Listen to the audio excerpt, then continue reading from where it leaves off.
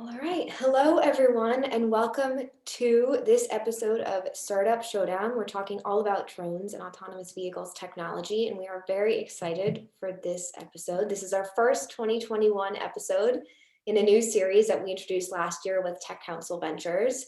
Going to be plenty more later this year, and I'm going to count on your feedback to help us decide what industries to feature for the rest of the year. But today we are going to be focusing on the three startups that we have with us, who are going to be pitching these incredible three investors you've got on screen. For those of you that have not joined before, or maybe need a bit of a reminder, I'm Jasmine Hoffman. I'm the head of experience at TechUnited. We serve and propel the entrepreneurial community. If you're not yet involved, definitely now is the time to do so. And if you are, glad to have you as a part of our membership.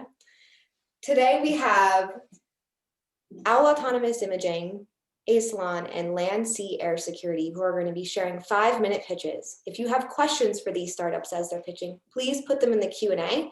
After their pitches, I'm going to be keeping an eye on that Q&A box so that I can moderate them and ask the founders for their thoughts. If you have any other questions, comments, general knowledge you wanted to share with our community, please put that in the chat.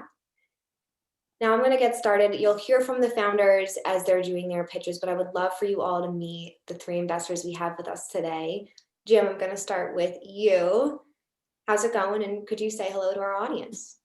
Sure. Hi, everybody, and delighted to be here. Our firm has been around for about 20 years, and we target the Mid-Atlantic region. We invest in growth sectors like autonomous vehicles, but we also invest in early stage, seed, and expansion stage businesses across all industries, investing up to $2 or $3 million initially and providing capital as the company grows. We're delighted to affiliate, of course, with TechUnited and Jasmine, but also with terrific investors like Mike Mantell. And we are active, generally taking a board role and looking to introduce customers and potential acquirers, business partners, and the like. Excellent. Thank you for being here, Jim. And thanks always for being a great partner. You and your team are a pleasure to work with. Next up, we've got Mike. Mike, thanks for joining us today. How's it going?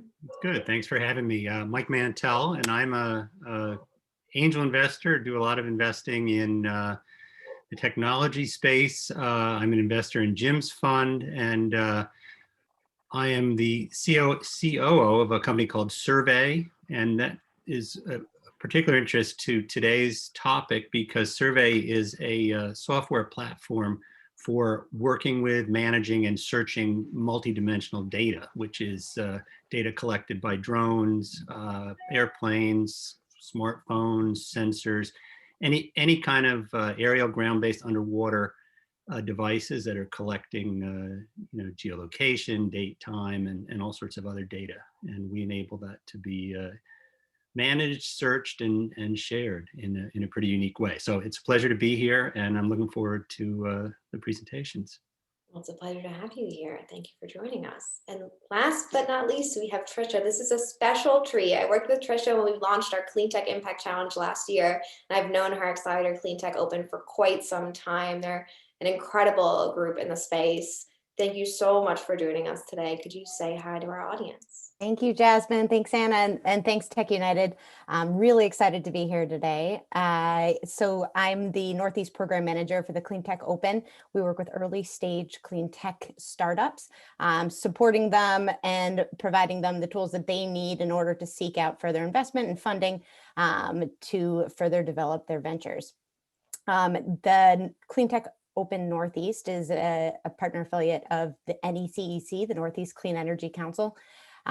So through that program, we also have a follow-on called Navigate, which works directly with connecting and making those investor connections. So that's how we help accelerate the development so they can go on to the next stage in order to meet and get right out in front of the right people for funding. Excellent. Well, we're excited to have you here, all three of you, and we're about to get into the exciting part where we're going to hear these three pitches. Like I mentioned, we're going to be starting with Owl, and then we're going to bring on Asalon, and we're going to end it with Land, Sea, and Air. So Chuck, we're going to start with you. Again, for those of you who haven't been a part of the show before, each founder gets 5 minutes to pitch, and I'm a pretty serious stickler for time. Then we're going to hear from each investor, and then you'll get to ask your questions as well. And don't forget, at the very end of this episode, we're going to be asking you who you think your startup pitch winner of the day is. So don't forget to respond to that poll. We're going to get right into it with Chuck. So whenever you're ready, you can start sharing your screen, and I'll start my timer. Okay, can you see my screen? Yep. All right, here we go. So my name is Chuck Gershman. I'm CEO and co-founder of Autonomous Imaging, born and raised at the Jersey Shore. We are a solutions company that provides 3D thermal ranging platforms based on proprietary image sensors and software for safe mobility navigation. If you want to read up on us, we just got the cover in EE Times back on January the 4th, and here is the link to that article, quite extensive article on us, so you can really get a feel for who we are. Last week, we received notification from the Department of Defense that we were just awarded a $1.7 million contract to demonstrate our technology for them. In addition, we're forecasting 2 additional government awards for the first half of 2021 for a total award value of $3 million, and that's all book bill business for 2021.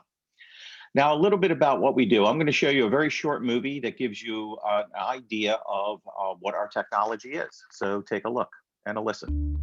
OWL believes safety starts with perception. Unfortunately, in low light or no light conditions or in degraded visual environments like smoke, fog, haze, glare, or snow, current sensor suites have been found to be ineffective. Consequently, a more robust sensor is needed. A sensor that sees detail necessary for detection and classification, no matter the environment. OWL's monocular 3D thermal imager delivers detection, classification, range, and velocity in all conditions while outputting a rich 3D depth map. OWL optically fuses in real time the grayscale thermal video stream generated from a single passive sensor with the colorized dense range map generated by our unique AI CNN software suite. Both the 2D video and the 3D range map are generated simultaneously and then optically fused. Here we compare a 2D RGB video with classification to OWL's 3D thermal ranging with classification. The colorization is overlaid by OWL's AI software algorithms and represents range from the camera. OWL has applied the classification engine to our imager to demonstrate the ease of adding object recognition in thermal. The use of thermal imaging, with its inherent benefits in degraded vision environments, coupled with object classification and range, is simply a game changer. Okay, so you got an idea of what we do.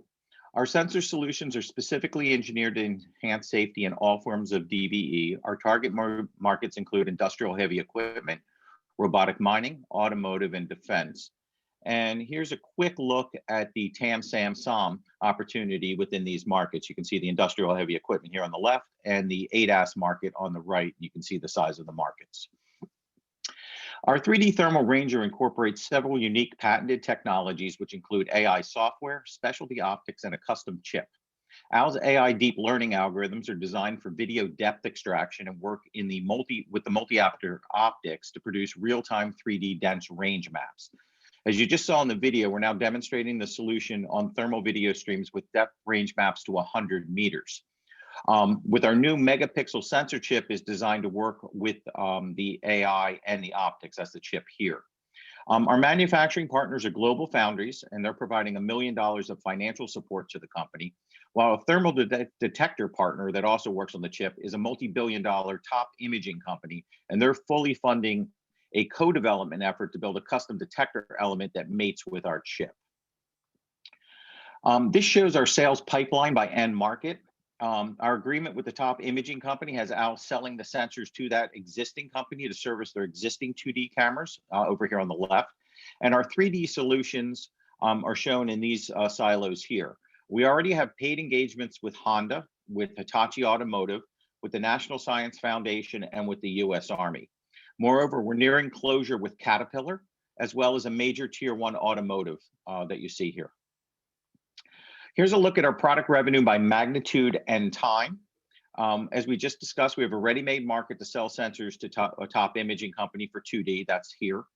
Next, we will sell off-road applications to early adopters such as Caterpillar and Army. That's ongoing right here.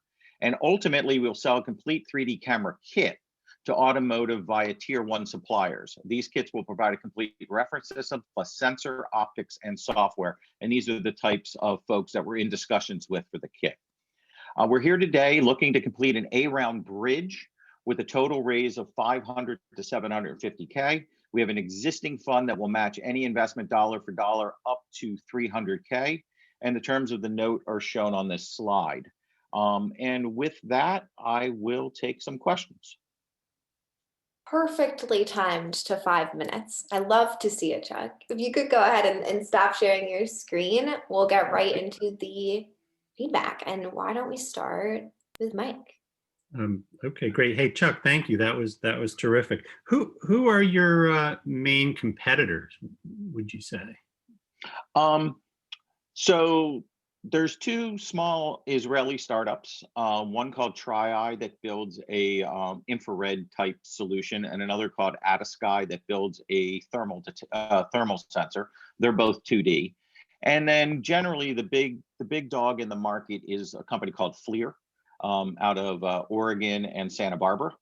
But as things would have it, FLIR's actually in discussions with us about how our technology could enhance their solutions. But arguably, they're our largest competitor at the moment. They were just recently acquired. We actually have, we know those guys somewhat. So I'm just curious, does their acquisition have any effect, would you say, on this? So this is a public forum, so I'm going to have to talk around the answer to that question. Well, you don't have to answer. It's okay. The answer is it actually benefited us. Okay, cool. Rather dramatically. And that's about all I can say about it. Excellent. The other question, I mean, it's very impressive. What are your long-term capital needs, do you think, beyond this, what you're looking for right now to bridge? So we're looking for an A round of 10 to 15 million, which was on the slide at the bottom. And I would assume, and I'm working with the CFO now to kind of plan out what our B round would look like. But A round 10 to 15, probably something of similar ilk in a B round, probably. So we want to close our A sometime in the first half of this year, and probably do a B about a year later. Gotcha. Excellent. Perfect. Jim, what are you thinking? What are your questions? Yeah, well, so I would echo Mike. I think it's pretty impressive, Chuck. So thank you. Good job. Can you elaborate a bit on your background, kind of what where you're coming from, and what was the catalyst here to lead you to create this business? Yeah, great question. Appreciate it. So it's myself and my partner. His name is Gene Patilli, and he's my partner and CTO. Gene and I have been working together for 6 years and doing advanced development work for other companies. So talking about Gene specifically, he and his team and myself, we've built sensor solutions for other people for years. We have 2 sensors in outer space, not under the OWL logo, under previous lives. One for Google Earth and other for NASA. We've done sensor systems for automotive. We've done biomedical. We have fingerprint sensor at Qualcomm. So we've been building products of this ilk. A couple of years ago, we did a SBIR for the Air Force. That was a real major challenge to build a multispectral 1,000 frame per second camera for the Air Force demonstration. We did that, and we patented all of the techniques around it, and we retained the patents. So we spun out the company and all the patents. One of our investors is the company that we used to work for. That's how we got all the patents, and that's how we started. And that's kind of where the vision came from for how to apply this unique Air Force capability to the commercial world, and what applications were most applicable. Understand. How much capital has been raised to date? And I think you said there's, well, I don't want to put words in your mouth. How many full-time people are there? We have 8 full-time people and a series of consultants working with us right now. We've raised 1.7 million in convertible notes, plus the bridge that we're doing now, which hasn't been completely closed yet. And we have in-kind investment of another 4 to 5 million of in-kind depending on how you want to measure it. Most of it non-dilutive and 1 million of it dilutive. Okay, thank you. Excellent. And Trisha, what are your thoughts? Thanks, Chuck. This was really impressive, and enjoyed walking through the presentation, your sales pipeline. I found that interesting how you broke it down. Curious, just from your perspective, what do you anticipate to be the greatest challenge you'll be facing, perhaps outside of the funding parameters, but just in general, what are you going to be facing in the next year or two in the market? The most difficult challenge, and by the way, if you ask FLIR this question, they'd answer it the same way I'm going to answer it. The most difficult challenge is not necessarily the technical capability or performance that I just showed you. We've jumped over that hurdle. It's also not the challenge of getting interest of the customer base. You saw the pipeline. Many of those logos are reactive. They've called us. We didn't call them. But the real challenge is to disrupt the industry. It's all about price in ADAS and automotive. So can we really drive the price down to a point at which it's unequivocal to use the solution? We designed it from the ground up, knowing that was our major problem, and we're very confident we can get there. But getting as low a bill of material as possible. The lower the bill of material, the higher the volume. So whether we measure millions of units a year or tens of millions of units a year is all about the price. Great. All Thanks, about the Chuck. BOM, excuse me. Yeah. Thank you. Well, we have a couple of questions from the audience. We do have time to answer them, so I'm going to fire them off. Starting with Eric, who asked, is 5G relevant to your systems? And if so, how? And do you see significant impact in your tech based off 5G? Yes, but it's very, very, very cursory. Okay. Yeah, so it's probably not worth the time. But so generally, no. But there is some 5G that will go into automotive, but it's not necessarily applicable here. Okay. Nelson asked, if you could go into more details about what DoD is financing and what DoD weapons systems you're working on. Okay, these are not DoD weapon systems. So if you think, so DoD is financing the ability to demonstrate whether a passive sensor, right? Remember passive, so it only absorbs energy, it transmits no energy, can be used in a 3D off-road environment for semi-autonomous and autonomous vehicles. So whether they're moving people or they're robots that go out into the environment, can they go out into the environment day or night in any weather condition and navigate the environment using passive sensors? That's the objective. Got it. Excellent. Now I worded that question exactly as they wrote it, because I didn't think it was weapons either, but it's important to read it word for word so that you can clarify. No, that's very good. If it were weapon systems, that would change some of the legal dynamics. And we specifically are staying away from weapon systems. Yes. Great to hear. And the last question is, how does your sensor work in the rain? Chris is wondering. A hell of a lot better than everybody else's. That is one of the major value propositions. So again, without getting into too much detail, we are only a receiver. Thermal energy is received, it's not transmitted. A camera transmits light and reads the reflection. So the light gets refracted and distorted in both the transmission and the reflection. LiDAR is a light emitting technology. Again, sending laser beams into the rain to get refracted and distorted and then reflected. That's a problem. Radar, on the other hand, works quite well. So radar will work in the rain just fine. That's why we have weather-based radars. But radars are extremely low resolution and very noisy. So they're good for detection of information in the automotive space, but you're not able to identify an object. You don't know what it is. You just know it's there. But when we compare us to a camera or LiDAR, significantly, anywhere from 10 to 20 times better response in the rain. Wow, okay, that's awesome. We have one more question before we bring Damon on, which is Carol's curious if you were affected by the scarcity of chips that is affecting automakers. Not yet, but we hope to be. No, not at the moment. We have a very close working relationship with Global Foundries. And in fact, we established that relationship all the way from the CEO level down. So it was the CEO who actually brought us in, who is advocating for us in the company. But that's we don't have a short-term problem with right now. We're still in development, so we're not in volume yet. Excellent. Well, Chuck, congratulations on everything so far. Thank you for joining us. We're going to bring you back on for the end, and we're going to bring Damon on here to talk about Isilon. Well, thank you very much. It was nice meeting you all. Thank you.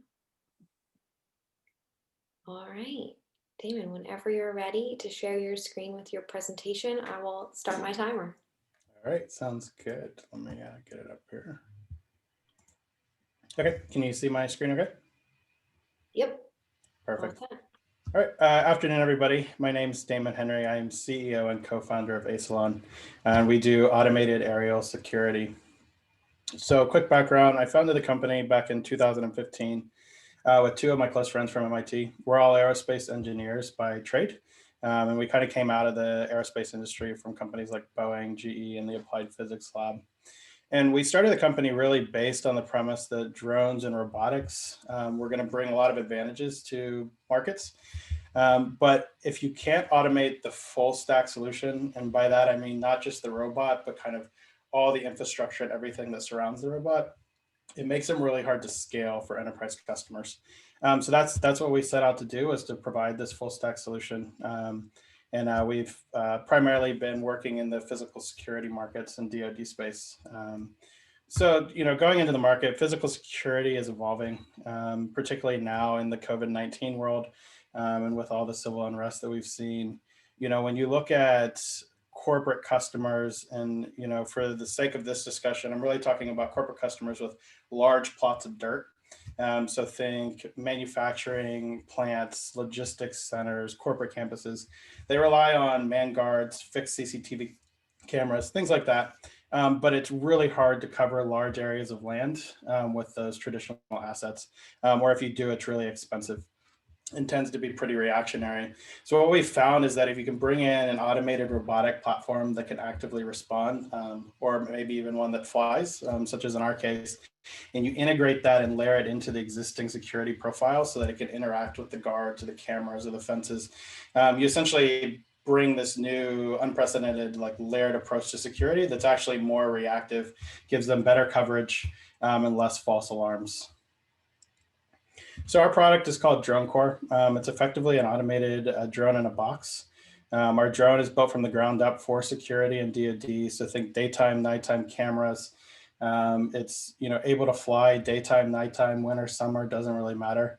And it's managed by a base station. The base station is able to swap the batteries in about 3 minutes. It's able to house the drone in inclement weather.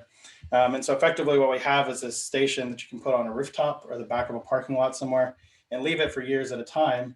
And every half hour or hour, the drone takes off, it flies its mission, is able to stream its data and analytics, and then comes back to the station. And you can do all of this without a human needing to be sitting there operating the technology.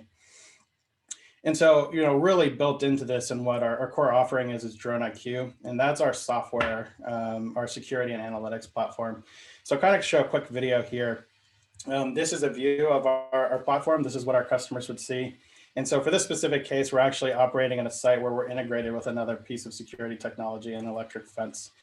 And so an alert goes off, you have an intruder or somebody coming onto your property. Once that alarm goes off, it actually automatically cues the drone to launch into the air. And then instantly the customer is able to view real-time video, telemetry, and analytics of what's going on their site. So from here, you can see the daytime, the nighttime camera feeds, where the drone is. And up to this point, the only thing that the clients had to do to interact is push, yes, I want to launch this alarm button. So there you can see our intruder, our head pilot.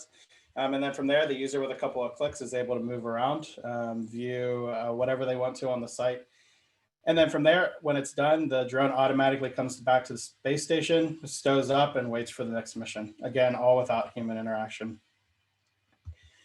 And so at the end of the day, really our customers care about the data and the analytics. And so that's what we sell to them. We effectively operate as an enterprise SaaS business. We offer an annual subscription to the drone videos, the data, the analytics. and then we make sure that the product is maintained, compliant, operated. And by doing that and kind of fitting into the traditional guarding models and security models, we're able to provide ROI in about 6 months to our customers. But looking forward, we're starting in security and hyper focused there, but we're very quickly finding that we're an automated flying camera. We can do lots of things, and so we're finding other business operations that we can also automate with the same core platform and sell that for much higher margins.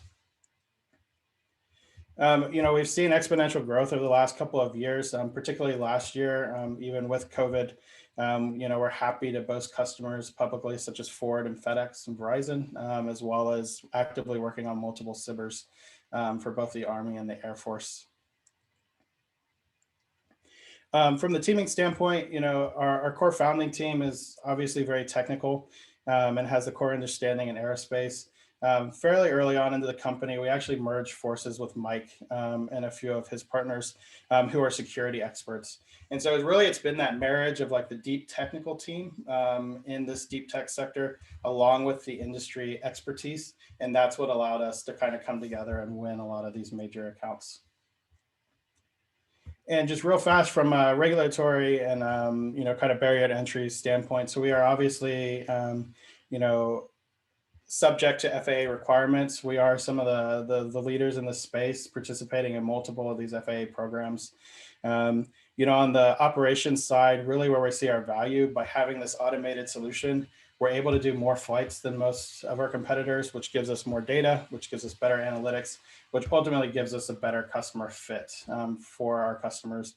And I put a couple of data points here, 1,500 hours of aerial video over the last 18 months on customer sites and over 8,000 commercial flights.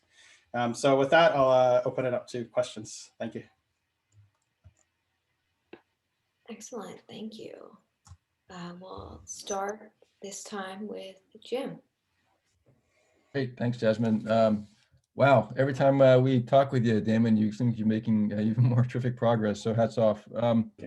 So can you just expand a bit? Maybe I know that you talked about being hyper focused on security, but you had a slide that talked about some of the other sectors that can be automated. Can you just expand on that just a little bit?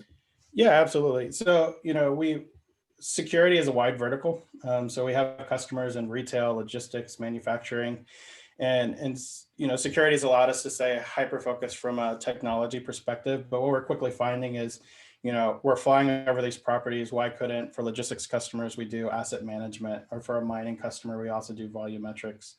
And so that's really where we see the expansion is how do we use the same core product that's out there already providing ROI and essentially build software integrations and features on top of that we can sell to the customer, essentially different colors of money and different sticking points for the same account. Yeah.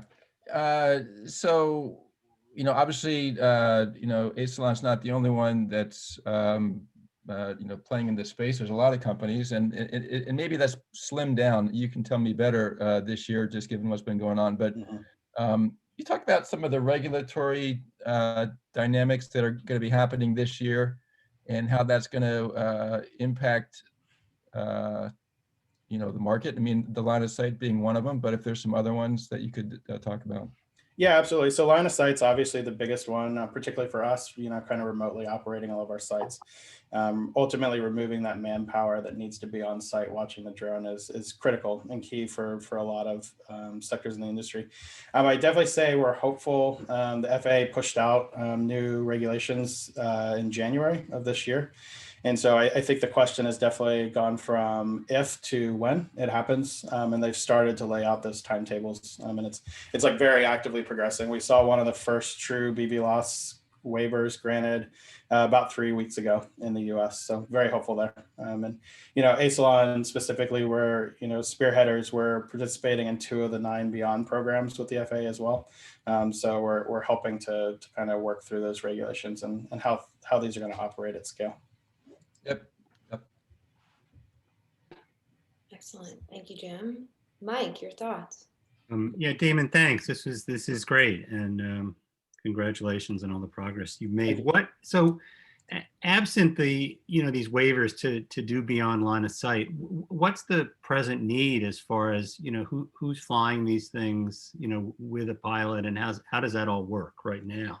Yeah, absolutely. So the current requirement under the 107 rules, we essentially have to have a certified drone pilot on site. And so for us as a company, we're able to operate these drones remotely from here in Philadelphia.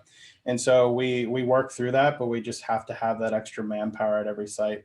So that's something we work through with the customers, work through with ourselves. Strategically, we're hyper focused on providing ROI for our customers so that we can scale those accounts.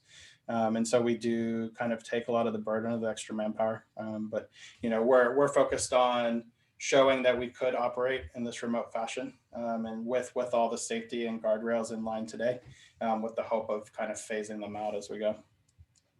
And once that beyond line of sight does get approved, which I'm sure it will, how will the system operate? Is it totally autonomous? Is someone on site going to control it? How will it all work? Yeah, that's a great question. So it's completely automated. We operate even today from a security operations center. So we have a 24/7 monitoring center at our office here in Philadelphia, and we have remote pilots that are actually launching the drones for our customers, watching the security feeds, and that's effectively the surface that we're actually charging our customers for, that additional monitoring. And so we'll operate in that fashion too, where the drone is maintained by the base station on the site, and is kind of capable of its own controlling itself and maintaining itself. And then we'll operate it remotely from our offices. Who would you say are the biggest competitors to what you guys are doing? Yeah, there's a few other drone in a box companies, primarily kind of in the infrastructure and inspection and mining spaces, but we're all out there. So I'd say there's a few that are still operating. We're all competing with each other. Most of our customer contracts, it's a small enough space still that they've seen all of our competitors' demos as well as ours before they pick a winner. So we like to think that our battery swap technology and the ability for our drone to be down for 3 minutes between missions is one of our key enablers for winning our contracts. Excellent. Thank you. That's great. Absolutely. Trisha, your thoughts? Thanks, Damon. I have to echo Jim and Mike in the sense it's really impressive to see the growth that you were showing over the past few years, and it seems like you're on that trajectory moving forward. The operational and the technical side of things is really impressive as well. And just curious how you're demonstrating the effectiveness in terms of security. So actually distinguishing the company as offering a heightened level of security ultimately through all of these tools. Yeah, absolutely. So a lot of the ways we're doing it now is, first is just being tied into the security teams, understanding what their metrics and KPIs are. So it could be as simple as coverage of the site, number of patrols we can get through in a standard shift. One of the other things we're finding lately that's very interesting is actually our integration with other devices. So in that video, I kind of quickly showed, we launched because the electric fence went off. And we've done other integrations like that where, the electric fence could go off and 9 times out of 10, maybe a deer hit the fence or something like that. And you're sending guarding resources out to investigate. And now you have this active tool that kind of acts as the middle to decide if you actually want to use your manpower that's on site. So we're using things like that, false alarm reductions, and other metrics similar to that to kind of justify the added advantages of having a response, an active response on the site. Excellent. That's great. Thank you. Yeah, absolutely.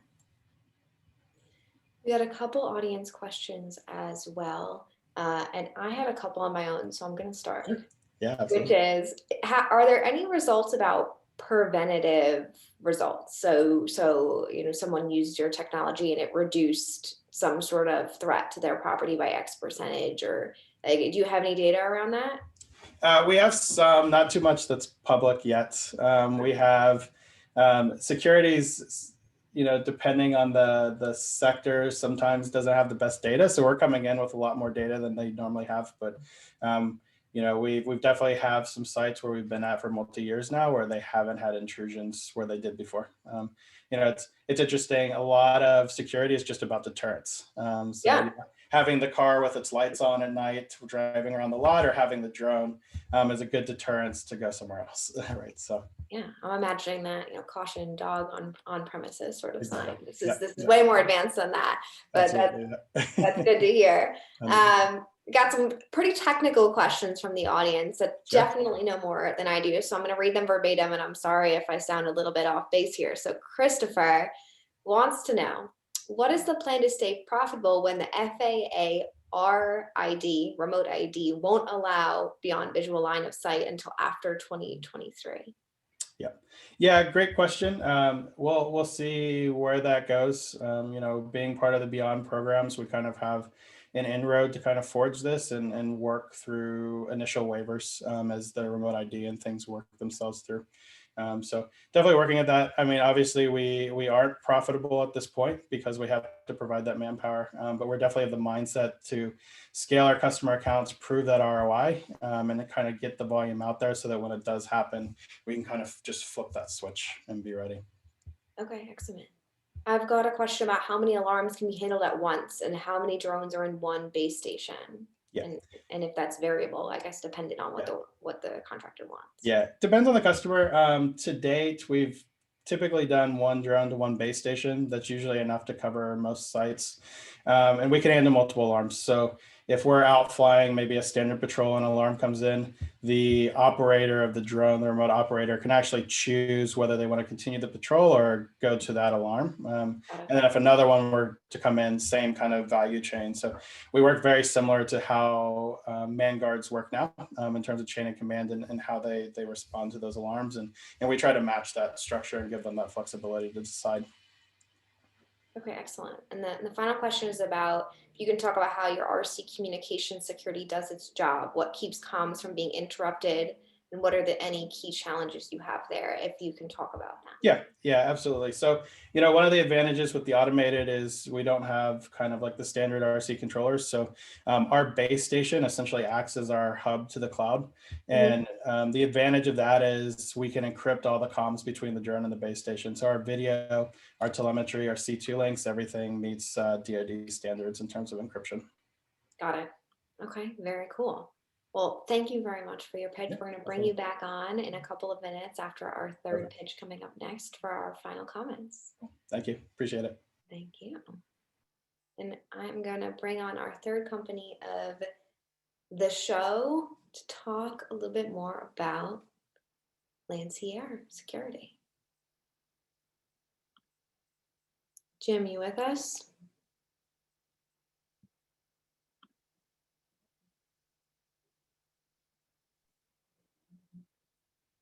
I'm with you. Great. Anna, you're with me, or do I have control? I'm with you. So you just let me know when you want me to move on. Okay, very good. Okay. Yeah.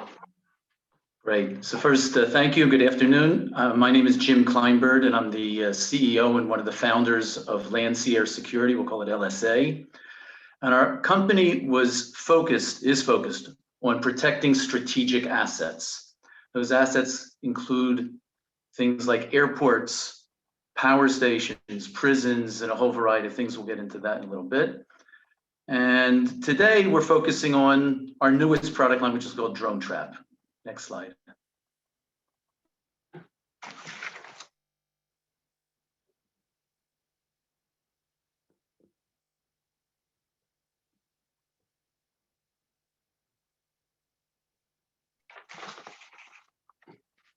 No, I don't know if anyone else. The company was formed in 2020, but it's we're been in that specifically the security field.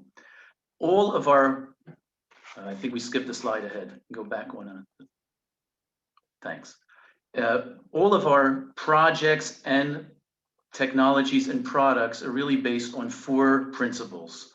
Number 1, dealing with extremely low maintenance. All of our products were designed so that they can have the lowest cost of long-term use. And what we found is that customers, if they can find that they have a low cost in the life cycle, that's a strategic advantage for us. Second, we found products that are able to reduce false alarms, which are really called nuisance alarms, more than any other product in the market, or products in the market. And it was just great. It was a great sales pitch for me. The example given of a deer brushing up against a fence. We have many installations at prisons in the United States. And the most common example I give is that something like that happens. A team is sent out, 2 men in a car. They go to see the fence, and they find that it was an animal, it was the wind. And again, this is the greatest cost of any security system, is actually the false alarms. The third is that as a group, we have a full scope of products. We're not a group that was based on developing a great vibration sensor, magnetic sensor. We have a full team of technologists, engineers that are sensing specialists. And finally is really our experience, because we've dealt with literally hundreds of projects, some of them very well known, some of them we can't talk about. But the ones we can talk about, things like the Summer Olympics, power stations, nuclear power plants. We actually have a list of projects we're allowed to talk about. Next slide.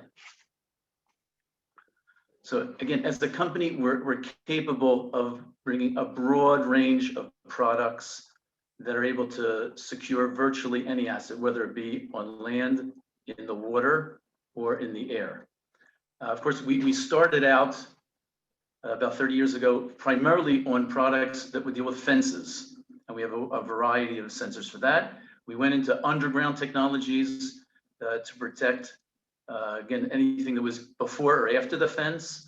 And in the last 15 years, we've made a great strides in water-based projects. A lot of those are dealing with nuclear power plants, but really any secure port or naval station is interested in what we have. Next slide.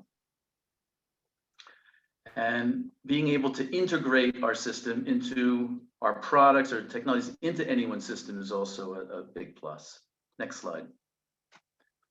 Now, the types of customers that we have today has not really changed over the last 20 to 30 years. You can see a variety of specific applications where we've done installations. But what has changed are the threats to those customers. We all remember 9/11. It's almost 20 years now. It changed the way everyone went through an airport. What's happened in just the last couple of years is drones, and that is definitely impacting how things happen. Next slide. If I were a terrorist, I'd be investing in drones. For a couple $1,000s, you have a guided missile that create havoc, destruction, all that at the touch of a switch. It is by far the biggest threat, and it's already happening both on military and civilian applications. And for sure, this is where the market is going and has gone. Our system, the drone trap, is made up really of 6 modules, and it does just 3 things. First of all, it detects drones. And that might sound like, well, of course you detect drones. It's not so easy. We have not found an instance where we were not able to detect any drone, but we like to say we're at 99.9%. I can give you an example of the largest drone manufacturer in the world is a Chinese company. I won't mention their name, but they also have a drone detection system. That system detects only the types of drones that they make. So virtually, that's 70% of the market. That means that 30% of all drones would get through their system. So detecting is extremely important. The second thing that we do is we're able to block a drone. We do that using RF technology. I call it our smart, it's really our own RF technology. And it does one of 2 things. It stops the drone midair, and that drone, a high percentage of the time, will come down to the ground. It lands just like it's going back to its base station. If it doesn't do that, some drones are programmed that they actually would turn around and go back immediately to their base. Great. Many systems can do those 2 things. The third thing that really makes us unique is that we have the ability to determine where the person is who's directing that drone, meaning that typically someone will be sitting in a car a mile, 2 miles away, directing, seeing what the drone is seeing and directing it to where it wants to go. We're able to, without using line of sight, determine where that person is sitting, and be able to send authorities to that place. Next slide. Time, just so you know, Jim. So depending on the needs of the system, we have a complete systems for the drone trap. Again, big thing with no false alarms, and it's extremely cost effective. Again, these, what we're talking about today, are not for military applications, just for civilian. Next slide. Okay, the protection can be based on three things. The standard is basically just to tell you someone has broken into the system, into your zone. An advanced system is able to pinpoint exactly where they came in, and the pro system tells you specifically using GPS tracking exactly where that zone is. That last slide. So, no.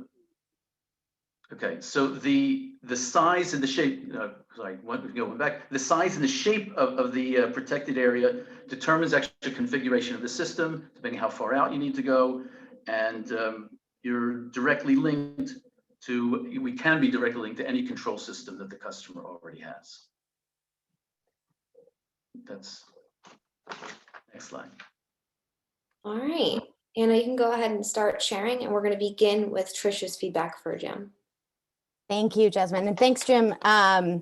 Enjoyed that presentation. Would love to hear you talk a little bit more about the competition in this space, and if you could fill in a little bit about the technology. I know at the beginning it talked about it being a low maintenance technology and how that is one of your competitive advantages. So if you could talk about that and the competition in the market in general, that would be great. Sure. So without a doubt, drones it gets everyone's attention. You know, we're in the business of complete systems, meaning that we're offering on fences, under fences, on buildings, all that. So I assume you're asking specifically for the drone portion of that, right? So again, our systems are made of 6 different modules. Each one is capable of doing a specific task. They're usually fully integrated, but it really depends on what the customer needs. There's no moving parts. It's all internet based. So monitoring that we do is all remotely from our home base. So I'm not sure if that answered more or less what you're looking for. No, it's helpful. And so you're actually the point in which the data is being collected from the technology. It depends. Sometimes the customers do not want us involved and they want to do it all themselves. Okay. Sometimes they want us to be actually involved with it. We're always at some level in maintenance. We have to be. But I would say actually a high percentage of customers do not want us involved with doing their monitoring. Excellent. And how does your technology, and I'll pass it, I don't want to hug it all, but how does your technology compare price-wise with competitors such as the drone technology you're speaking to? Mm-hmm. We're very competitive. I'm never going to say we're the low-cost provider. We try not to be, but where we really stand out is we will only provide the portion of the program that the customer needs. And we've seen many selling jobs where the customers offered a great system, they just don't need it. So that's something in all of our product lines, not just Drone Shop. We make sure we provide, or we suggest just really what the customer needs. Great, thanks, Jim. And in our industry, I want to add that having that confidence that your supplier is honest and reliable means a lot, and that's why we've been successful. One of the reasons. Thank you. Jim, Cotton, your thoughts? All right, thanks, Jasmine. Well, let me piggyback on Trisha's question about pricing, but first I will say, Jim, that I'm glad someone's thinking about some of these terrorist dynamics, because what you say to me makes sense about it being a real threat. But just on the business side, what are the margins?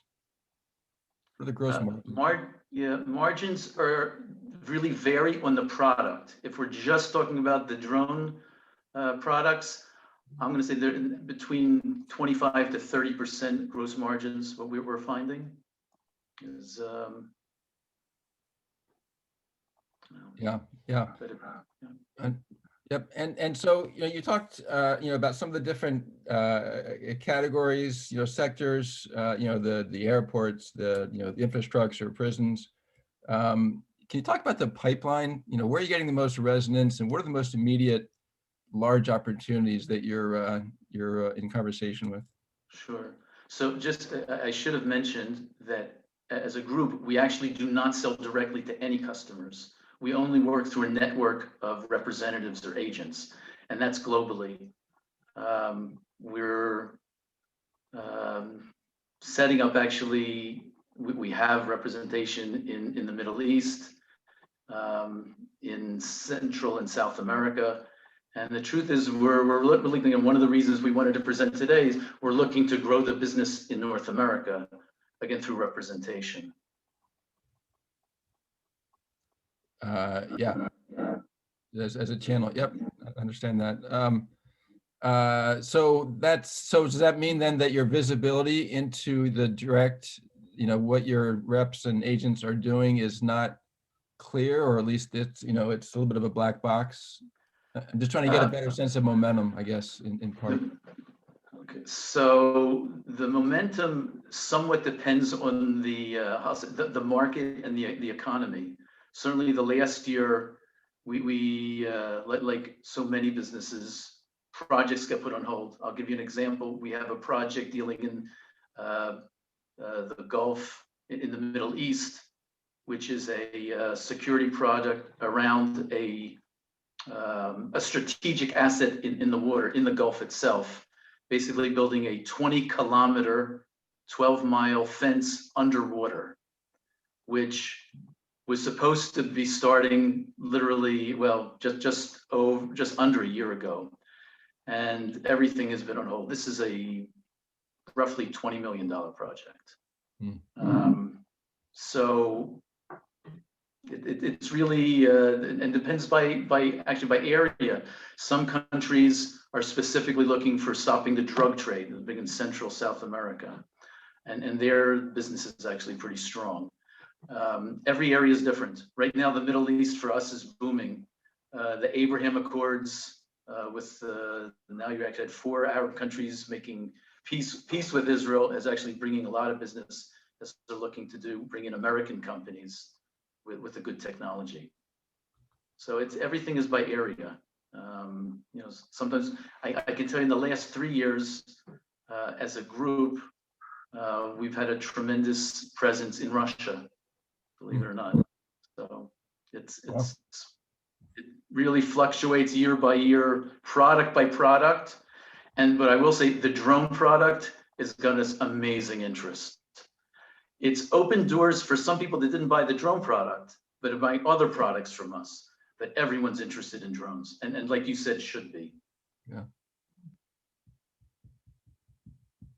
Very interesting. And our last piece of feedback for this episode is from Mike. What are you thinking?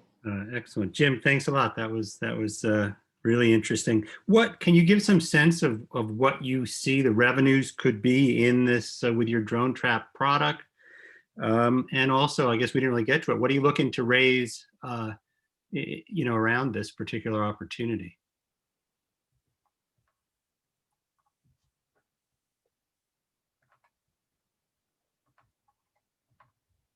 So for drone trap itself,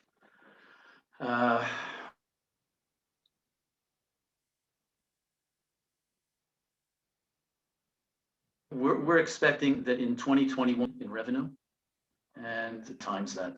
I predict to you what it is going to be after that, but we see really exponential growth specifically in the drone market. Just like all the drone companies, finding great applications, but it's more tied to terrorism. And I'm only talking about the civilian, commercial, industrial market, not talking about military. That's a whole nother sector. But we think that globally it should be within 4 years over $20 million. And as a company, we're looking to raise $500,000 strictly for marketing. Truth is, we have a unique relationship for R&D. That these are all our products are developed. They're in the market. Not that we don't continue doing development and looking for new ways to do things better. But we're really in good shape in that score. So we're really looking for and I should say, we're really looking for a strategic partner. Money is nice, but we probably won't take it unless it's someone who can help us, either directing us to the right kinds of representation in different markets or being a partner. Our goal is within 3 to 5 years to be having the conversations with companies like Boeing, like GE, that are major players in the market, because they do want what we have. We do projects for them now. When the military typically offers, especially the US, does projects, we're never going to get those projects. But we give them in as a sub, and that's fine. But eventually we think the larger players, when they realize how much is going through, they're going to want to participate. Great, thank you. So we have just a couple minutes left. I'm going to have Chuck and Damon come back on screen as well while I pepper you with a few audience questions, and they're going to have to be a little rapid fire because we've got 2 minutes before this episode ends, and you know how I'd love to stay on time. So, is your technology legal to use in the US regarding your RF blocking technology? Jim? I'm sorry, could you repeat that, Anna? I had a background noise. So is your RF blocking technology legal to use in the US? It depends where. Okay. That's a great question. Okay. Can you decode the packets and locate the ground control station for all of the 99% plus of the UAS that are detected, or is it a portion of those? And if so, what It is portion? not legal everywhere at this time. It's all of them. All of them. All of them. Yes. Okay, great. Are you at all interested in the military market, and what would it take to enter the military market? Would it be a partner we were talking about earlier? Yeah, we are interested.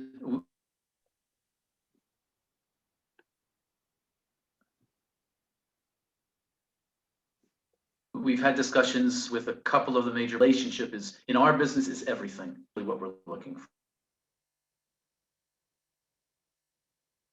Okay, excellent. Well, there were a couple other questions. They're a little bit in depth, so I might email them to you and have you get back to me so I can share them with these attendees. If there are any other remaining questions here, I'll see if I can parse them out to each of the founders. But we've got just a couple minutes left, so I want to take the time to thank all of you for joining us today on our first episode of Startup Showdown in 2021. As always, it's a pleasure to see you all. Damon, Chuck, Jim, thank you so much for pitching and inviting us to learn a little bit more about what you've been building. And Jim, Trisha, and Mike, thank you so much for giving your wisdom and feedback to not just these startups, but to the audience tuning in as well.